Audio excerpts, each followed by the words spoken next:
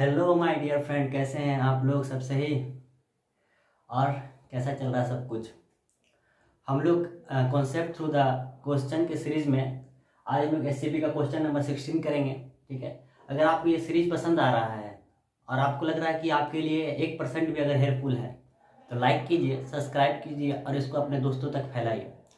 जैसा कि पिछले वाले क्वेश्चन में हमने एलिवेटर का कॉन्सेप्ट डिस्कस किया था, इस क्वेश्चन में एलिवेटर है। एलिवेटर के अंदर अंदर एक वेइंग मशीन है जिसपे एक पुली कॉन्टेक्ट कनेक्ट है और उस पर 2 मास लगा हुआ है।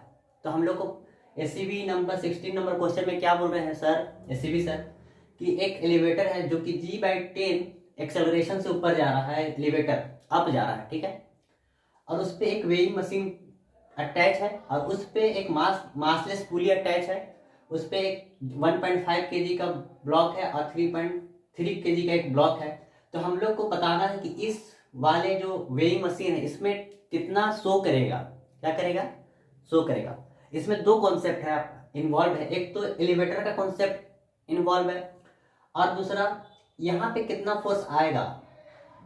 वही फोर्स तो वेइंग मशीन में दिखलाएगा ना, ये टोटल सिस्टम का जो टोटल फोर्स होगा वही वेइंग मशीन में दिखलाएगा। तो पहले हम लोग जानेंगे कि यहाँ पे कितना फोर्स लगेगा, फिर उसके बाद पता करेंगे कि एलिवेटर अगर एक्सेलरेटेड है, क्योंकि कोई चीज एक्सेलरेट होता है, डी एक्सेलरेट होता है, वहां पे क्या होता है, वेट का बढ़ना घटना होता है। अच्छा, ये एक्सेलरेटेड है तो ये देखिए यहाँ ये एक्सेलरेट जा रहा है ऊपर, ये तो पूरा एलिवेटर है सिस्टम, तो सिस्टम के साथ साथ ये ब्लॉक भी ऊपर जा रहा है। मगर इसके अंदर जो एलिवेटर के अंदर है ये 3 kg है, 1.5 kg है। तो अगर इसका एक्सेलरेशन इधर हो रहा होगा, क्योंकि होगा ही, एक्सेलरेटर के साथ साथ तो ये सिस्टम ऊपर जा रहा है, मगर सिस्टम के अंदर ये जो पुली लगा हुआ है, पुली में एक 1.5 kg का है, ये 3 kg का है। इसका एक्सेलरेशन किधर हो रहा होगा, इस पुली का, इस स्ट्रिंग का एक्सेलरेशन किधर हो रहा होगा, इस डायरेक्शन में हो रहा होगा। तो जितना एक्सेलरेशन इधर से हो रहा होगा इतना आप ये जा रहा होगा ब्लॉक। यहाँ पे 2 एक्सेलरेशन है, गौर करने वाली बात क्या है, यहाँ पे 2 एक्सेलरेशन, एक तो लिफ्ट ऊपर जा रहा है G/10 से, दूसरा ये ब्लॉक अपने आप में एक एक्सेलरेशन से नीचे आ रहा है और ये ब्लॉक अपने आप से एक एक्सेलरेशन ऊपर से ऊपर जा रहा है। ये हम लोग लिए है ना, ठीक है, कोई दिक्कत नहीं है।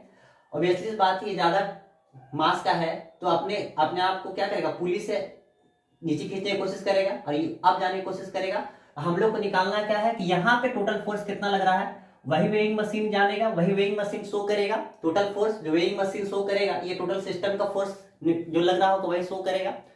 पहले तो हम लोग को समझना पड़ेगा कि यहाँ पे कितना फोर्स लग रहा है, फिर उसके बाद इस एक्सेलरेशन की वजह से इसमें कितना कितना फोर्स लग रहा है, वही तो वेइंग मशीन शो करेगा ना। इसको समझने के लिए हम लोग जानेंगे कि यहाँ पे किसी पुली द्वारा एग्जर्ट फोर्स कितना होता है, पहले ये समझेंगे, उसके बाद हम लोग उसका वैल्यू फाइंड कर लेंगे। कोई दिक्कत है क्या?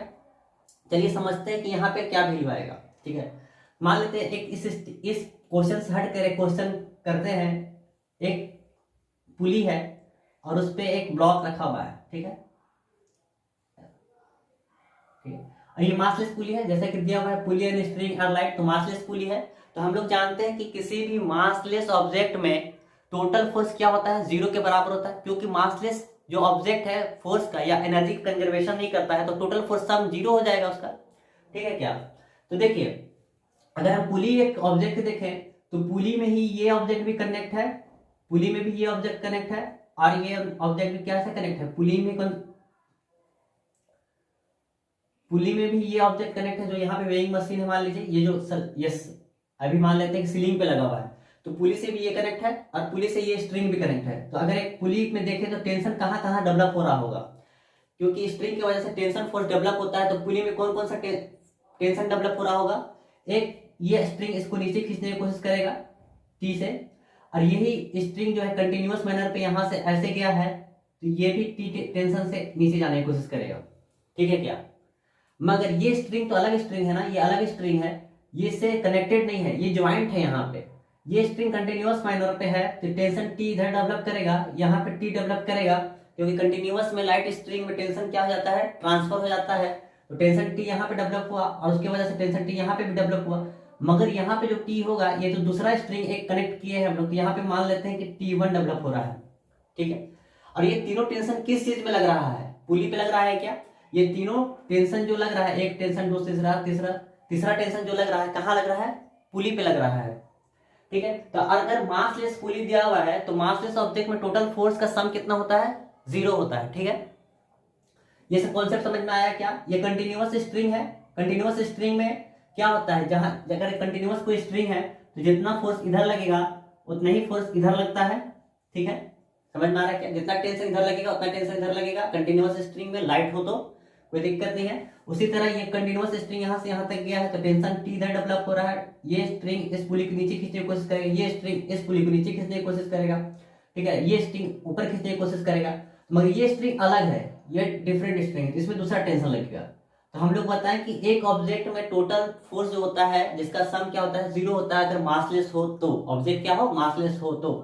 अब देखिए अगर नीचे टेंशन, अच्छा हम लोग थोड़ा कन्वेंशन समझ लेते हैं कि जो फोर्स अगर नीचे लगना, ओरिजिन से अगर नीचे लग रहा है तो उसको निगेटिव लेंगे, और जो ओरिजिन से ऊपर लग रहा है उसको पॉजिटिव लेंगे। ठीक है, जो ओरिजिन से नीचे लगता है उसको क्या लेते हैं, निगेटिव। डायरेक्शन के हिसाब से क्या लेते हैं, निगेटिव। जो ओरिजिन से ऊपर लगता है उसको पॉजिटिव लेते हैं। ठीक है, तो ये निगेटिव फोर्स है क्योंकि ओरिजिन से नीचे लग रहा है, इसको हम लोग लिखेंगे माइनस टी, और ये प्लस, ये भी ओरिजिन से नीचे लग रहा है तो माइनस टी। ठीक है, ये ओरिजिन से ऊपर लग रहा है तो plus T1 is equal to 0। ठीक है, तो यहां से क्या पता चला, टोटल फोर्स कितना सम हो गया, 0, क्योंकि ऑब्जेक्ट क्या था, मासलेस। तो ये कितना हो गया, minus 2T is equal to ये plus T1 is equal to 0। तो T1 इज इक्वल टू कितना आ गया, 2T। यहां से हम लोग को पता चला कि T1 जो होता है, जो यहाँ पे अलग स्ट्रिंग पुली में जो फोर्स लगाता है वो इन दोनों टेंशन के सम के बराबर लगाता है। समझ में आ गया क्या? T1 is equal to 2T। तो यहाँ पे जो टेंशन फोर्स लग रहा होगा ये टेंशन और इस टेंशन के सम के बराबर लग रहा होगा। समझ में आ गया क्या? तो हम लोग यहाँ पे ये क्यों निकालें, क्योंकि हम लोग को वेइंग मशीन का निकालना है। तो वेइंग मशीन में कौन सा टेंशन लग रहा होगा, ये टेंशन की वजह से बता शो करेगा टेंशन। तो वो टेंशन कितना होगा, वो टेंशन कितना होगा, इन दोनों टेंशन के दुगना होगा। अगर हम लोग ये दोनों टेंशन निकाल लेंगे तो इसका दुगना कर देंगे तो वेइंग मशीन में जो फोर्स शो होगा पता चल जाएगा। ये कॉन्सेप्ट आपको समझ में आ गया होगा, आई होप सो। ठीक है, अब हम लोग आते हैं एलिवेटर के क्वेश्चन में। ठीक है, चलिए, तो एलिवेटर के क्वेश्चन में जब भी सॉल्व करना होता है तो उसमें एक ऑब्जर्वर का बनाना बहुत जरूरी है, नेसेसरी है। क्यों?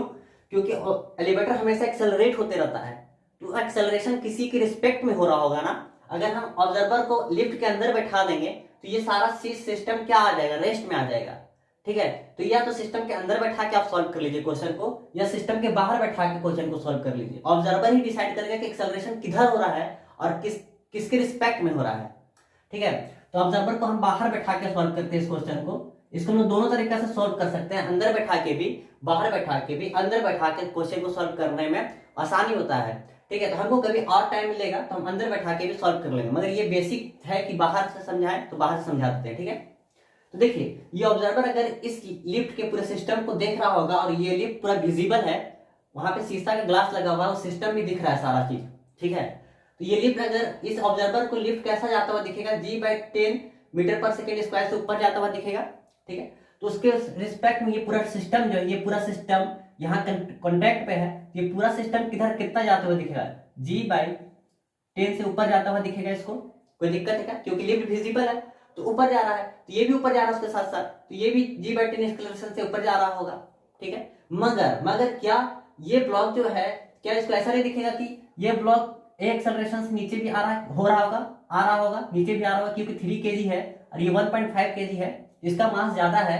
तो ये जो पुली है, ये ब्लॉक जो है इस पुली को खींचने की कोशिश करेगा, ऐसा ज्यादा मास की वजह से खींचने की कोशिश करेगा ना, तो इसका एक्सेलरेशन ए होगा मान लेते हैं हम लोग, और इसका एक्सेलरेशन उतना ही एक्सेलरेट से क्या जाएगा, ऊपर जाने की कोशिश करेगा। ठीक है, क्या समझ में आ गया यहाँ तक? कोई दिक्कत है क्या?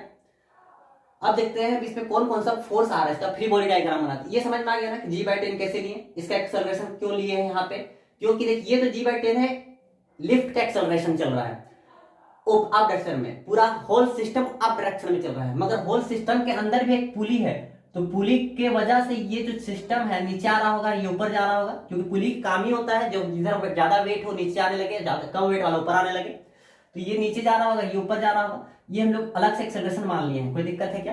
कोई दिक्कत नहीं है। चलिए अब हम दोनों बॉडी का फ्री बॉडी डायग्राम बनाते हैं। तो कैसे क्या क्या फोर्स लगेगा इस बॉडी में, क्या लगेगा, एक तो अर्थ की वजह से mg लगेगा नीचे, m1g बोल देते हैं जिसको, m1g लगेगा नीचे। ठीक है, इस टेंशन की वजह से टेंशन डेवलप होगा, इस स्ट्रिंग की वजह से टेंशन डेवलप होगा जो कि अप के डायरेक्शन में लगेगा, ठीक है।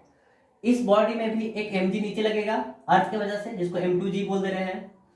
और ये कंटिन्यूअस स्ट्रिंग है यहां से यहां तक, ये टेंशन ट्रांसफर होकर यहां आ जाएगा, ये टेंशन यहां लगेगा, सेम आ गया, सेम अमाउंट पे टेंशन लगेगा क्योंकि स्ट्रिंग कंटिन्यूअस माइनर पे है, तो टेंशन जितना इधर लगेगा उतना इधर भी लगेगा, ठीक है। और हम ये ऑब्जर्वर होना जरूरी है, ठीक है, ऑब्जर्वर होना जरूरी है, ठीक है। ऑब्जर्वर ऑब्जर्व कर रहा सब कुछ, ठीक है। अब बताइए कि अच्छा हम लोग अगर ये टेंशन को निकाल लें, इस टेंशन को निकाल लें तो उसका दुगना जो होगा ये टेंशन आ जाएगा। अभी हम लोग प्रूफ किए यहाँ पे क्या प्रूफ किए थे कि इस टेंशन के वजह का दुगना जो होता है यहाँ पे टेंशन लगता है, तो यहाँ पे कितना लग रहा होगा, 2t लग रहा होगा, ठीक है। तो अगर ये टेंशन हम लोग निकाल लें तो उस टेंशन का वैल्यू का दुगना कर देंगे तो वेइंग मशीन उतना ही न्यूटन शो नहीं करेगा, क्या शो करेगा ना, ठीक है। चलो हम लोग करते हैं क्वेश्चन। अब बाकी सब चीज तो हो गया, समझ में आ गया आप लोग को कि जब किसी बॉडी को एक्सेलरेशन से भेजा जाता है या लिफ्ट में भेजा जाता है वो तो जाएगा, तो होल सिस्टम भी जाता है उसके वजह से। अगर बाहर से देखें तो और अंदर एक पुली है, तो पुली की वजह से एक्सेलरेशन नीचे हो रहा होगा इस ब्लॉक का, क्योंकि वेट ज्यादा है, ये कम वेट का अपने आप पे जा रहा होगा नीचे। समझ में आ गया क्या? इसका वैल्यू कितना हो जाएगा, g/10 है, तो g का वैल्यू कितना होता है, g का वैल्यू होता है 10 मीटर पर सेकेंड स्क्वायर। तो इसका एक्सेलरेशन का वैल्यू कितना आ जाएगा, 1 आ जाएगा क्या, 10/10 इज इक्वल टू 1 मीटर पर सेकेंड स्क्वायर आ जाएगा। कोई दिक्कत है क्या? आसानी के लिए लिख लेते हैं 1 मीटर पर सेकेंड स्क्वायर, ठीक है। अब न्यूटन का सेकंड नियम लगाइए तो क्या लगेगा, इस बॉडी में टोटल फोर्स कौन कौन सा लग रहा है, इस बॉडी में टोटल फोर्स क्या क्या लग रहा है, T माइनस mg। अच्छा अब पता करेंगे कैसे कि एक्सेलरेशन किधर हो रहा है, ये ज्यादा एक्सेलरेशन हो रहा है इधर कि इधर ज्यादा हो रहा है एक्सेलरेशन, ये एक्सेलरेशन इधर ज्यादा हो रहा है कि इधर ज्यादा हो रहा है, ठीक है। तो हम लोग किधर भी मान लेते हैं, अभी तो हम लोग को पता नहीं कि ये एक्सेलरेशन का ज्यादा वैल्यू है कि इसका एक्सेलरेशन का ज्यादा वैल्यू है, तो हम लोग मान लेते हैं कि इस होल बॉडी का एक्सेलरेशन नीचे हो रहा है। कोई दिक्कत है क्या? कोई दिक्कत नहीं है, अगर ऊपर ही मान लेंगे तो कोई दिक्कत नहीं होगा, ठीक है ना। तो मान लेते हैं कि होल बॉडी का जो एक्सेलरेशन है नीचे आ रहा है, ये फोर्स ज्यादा होगा, तो हम लोग न्यूटन का सेकंड नियम से बता सकते हैं कि टोटल फोर्स जो लगता है किसी बॉडी में कॉज करता है एक्सेलरेशन का, जिसका वैल्यू होता है ma के बराबर, तो क्या हो जाएगा m1g minus t is equal to m और a। अब a में दिक्कत होगा, a कौन सा वाला लेंगे, ये वाला a लेंगे क्या, नहीं ये वाला a नहीं लेंगे, क्योंकि एक तो एक्सेलरेशन इसका बॉडी का हो रहा है और जो लिफ्ट का एक्सेलरेशन हो रहा है अप जा रहा है। समझो ये एक्सेलरेशन तो इस बॉडी का है ना, और ये एक्सेलरेशन एक्सेलरेटेड होने की वजह से लिफ्ट का एक्सेलरेशन होने की वजह से पूरा बॉडी ऊपर भी तो जा रहा है, उसमें दो एक्सेलरेशन लग रहा है। कौन सा, एक तो ये पुली लगा रहा है एक्सेलरेशन नीचे की डायरेक्शन में, एक लिफ्ट लगा रहा है ऊपर की डायरेक्शन में। जब एक्सेलरेशन हम लोग मान लिए कि नीचे ओवरऑल हो रहा है, ये एक्सेलरेशन माइनस ये एक्सेलरेशन अब लेना पड़ेगा हम लोग को। समझ में आया क्या? क्योंकि लिफ्ट ऊपर लेके जा रहा है और ये लिफ्ट के अंदर है और लिफ्ट के अंदर का बॉडी नीचे आ रहा है, इसमें ओवरऑल एक्सेलरेशन कितना हो रहा है, इधर एक एक्सेलरेशन इस डायरेक्शन में हो रहा है, एक एक्सेलरेशन ऊपर डायरेक्शन में हो रहा है, और हम लोग माने कि ये वाला ज्यादा बड़ा है तो एक्सेलरेशन ये माइनस ये हो जाएगा, ये माइनस ये हो जाएगा। समझ में आया क्या? तो इसमें कितना हो जाएगा, a माइनस g/10। समझ में आ गया क्या? ये कैसे लिख दिया, यहाँ पे बहुत बड़ा कंफ्यूजन रहता है बच्चे लोग को कैसे लिया जाता है। ये पहला इक्वेशन बन जाएगा। दूसरा इक्वेशन क्या बनेगा, इस ब्लॉक पर अगर लगाएंगे तो हम लोग देखो इधर माने एक्सेलरेशन, तो ये एक्सेलरेशन अप हो रहा होगा, तो इसका मतलब टेंशन फोर्स ज्यादा होगा, तो टेंशन माइनस ये m2g है, तो m2g is equal to ma। अब इसमें एक्सेलरेशन कैसा है, देखो इसमें एक्सेलरेशन इस बॉडी का भी अप हो रहा है और लिफ्ट की वजह से भी अप हो रहा है, तो दो चीज अप जा रहा है। दोनों चीज अगर अप जा रहा है तो क्या हो जाएगा, ऐड हो जाएगा क्या। इसमें एक चीज अपोजिट में जा रहा था तो सब्ट्रैक्ट किए हैं, ये दोनों चीज अप जा रहा है तो ऐड होगा, दोनों का एक्सेलरेशन ऐड करने के बाद जो लिखा जाएगा वैल्यू वो आएगा।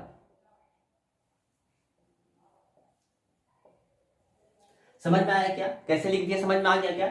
फिर से एक बार समझ लेते हैं अगर आपको कंफ्यूजन हो रहा है तो। देखिए लिफ्ट का एक अपना इंडिविजुअल एक्सेलरेशन है जो g/10 से ऊपर जा रहा है, तो ये होल सिस्टम g/10 से ऊपर जा रहा है, ठीक है। इसको लग रहा होगा g/10 से ऊपर जा रहा है, मगर लिफ्ट के सिस्टम के अंदर एक सिस्टम है जो कि पुली की वजह से कनेक्ट है और 3 kg वाला एक्सेलरेशन करवा रहा है नीचे की डायरेक्शन में। तो इस बॉडी का ओवरऑल एक्सेलरेशन कितना हो रहा होगा, ये एक्सेलरेशन माइनस ये एक्सेलरेशन, और इस बॉडी का एक्सेलरेशन कितना हो रहा होगा, ये एक्सेलरेशन प्लस ये एक्सेलरेशन, क्योंकि ये होल सिस्टम ऊपर जा रहा है ना लिफ्ट में। दो एक्सेलरेशन कॉज कर रहा है यहाँ पे, एक एक्सेलरेशन ये बॉडी की वजह से और एक लिफ्ट की वजह से। दो एक्सेलरेशन कैसे कॉज किया, समझ में आया क्या? एक लिफ्ट की वजह से एक्सेलरेशन ऊपर जा रहा है और एक ही बॉडी की वजह से जो एक्सेलरेशन आया है वो एक्सेलरेशन, तो इसमें तो ये एक्सेलरेशन ऊपर जा रहा है, ये नीचे लग रहा है, तो सबट्रैक्ट होगा। और इस बॉडी में ये एक्सेलरेशन ऊपर जा रहा है, ये भी एक्सेलरेशन जा रहा है, तो ऐड होगा। तो ओवरऑल हम लोग लिख लेंगे net force is equal to m a, net force is equal to m a. समझ में आ गया क्या? चलिए अब इसको हम लोग सॉल्व करते हैं। m1 का वैल्यू कितना दिया हुआ है 3, m1 का वैल्यू कितना दिया हुआ है 3, तो ये कितना हो जाएगा 3 into 10, 3 into 10 minus t is equal to 3। A का वैल्यू नहीं पता, मैं g बाई 10 का वैल्यू हम लोग कितना निकाले 1, तो 1 लिख देंगे। ठीक है, यहाँ पे t माइनस m2 का वैल्यू कितना दिया 1.5, 1.5 into 10 is equal to m का वैल्यू दिया 1.5 इंटू a प्लस 1। ठीक है, कोई दिक्कत है? यहाँ तक समझ में आ गया क्या? इसको आगे सॉल्व करेंगे, फर्दर सॉल्व करेंगे तो क्या हो जाएगा 30 minus t, 30 minus t is equal to 3a plus 3, और ये जाएगा t minus 15 is equal to 1.5a plus 1.5, यहाँ पे माइनस आएगा, सॉरी ना, 1.5। अब इस दो इक्वेशन है, दो अननोन है, हम लोग को टेंशन के वैल्यू निकालना है, पता चल जाएगा क्या? चलिए इसको रब करते हैं, इस साइड वाला क्वेश्चन रब करते हैं, इस गुड्डा को यहाँ बना देते हैं। कोई दिक्कत है क्या? ये ऑब्जर्वर बनाना बहुत जरूरी है। ठीक है, अब देखिए, अब इसको सॉल्व करते हैं, ये इधर आ जाएगा तो कितना हो जाएगा 33 minus 3 equal to 33 minus t is equal to 3a। ठीक है, और ये हो जाएगा t माइनस, और इधर आएगा ये भी माइनस, तो 15 और एक 16.5 इज इक्वल टू 1.5 है। अब इस इक्वेशन को सॉल्व कर लेंगे, बाकी देखिए यहाँ 2 से मल्टीप्लाई कर लीजिए, सॉल्व हो जाएगा इक्वेशन। कितना आ जाएगा 33 minus t is equal to 3a, और ये हो जाएगा 2t माइनस 16 दूनी को 32 और 33, 33। ठीक है क्या, इज इक्वल टू 3a। ठीक है, अब हम लोग को टेंशन निकालना, तो एक्सेलरेशन का कोई वैल्यू काट देते हैं, माइनस कर देते हैं, इसको सबट्रैक्ट प्लस माइनस। ठीक है, तो ये कैंसिल हो गया। ठीक है, अब ये 2t और t माइनस 3t,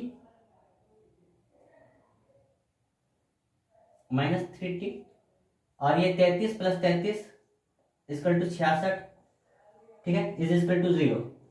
ठीक है, minus 3t plus 66 equal to 0, तो हो जाएगा 3t इज इक्वल टू 66, तो t इज इक्वल टू कितना आ गया 22 आ गया क्या, 22 न्यूटन आया है। t का वैल्यू कितना आया 22 न्यूटन। इस वैल्यू, इसका वैल्यू आया 22 न्यूटन, मगर हम लोग को निकालना क्या है इसका वैल्यू। ये वैल्यू कितना होता है 2t के बराबर होता है, वही वेइंग मशीन में शो होगा। पहले जब क्वेश्चन सॉल्व करने से पहले बता दिए थे आप लोग को कि जितना ये देखिए, ये टेंशन t है, तो यहाँ भी टेंशन t लग रहा होगा, यहाँ भी टेंशन t लग रहा होगा, ये टेंशन दो टेंशन के सम के बराबर होता है, ऊपर वाला टेंशन अभी प्रूफ की। ये t इक्वल टू 22 है, तो 2t इक्वल टू कितना हो जाएगा 2t इक्वल टू 44 न्यूटन। तो वेइंग मशीन कितना शो करेगा 44 न्यूटन। ठीक है, आई होप सो ये इतना जो डिफिकल्ट क्वेश्चन है आपको आसानी से समझ में आ गया होगा। अगर आपको ये क्वेश्चन बहुत अच्छा से समझ में आया है तो अजहरी क्लास को लाइक कर सकते हैं, सब्सक्राइब कर सकते हैं और अपने दोस्तों तक फैला सकते हैं। Thank you.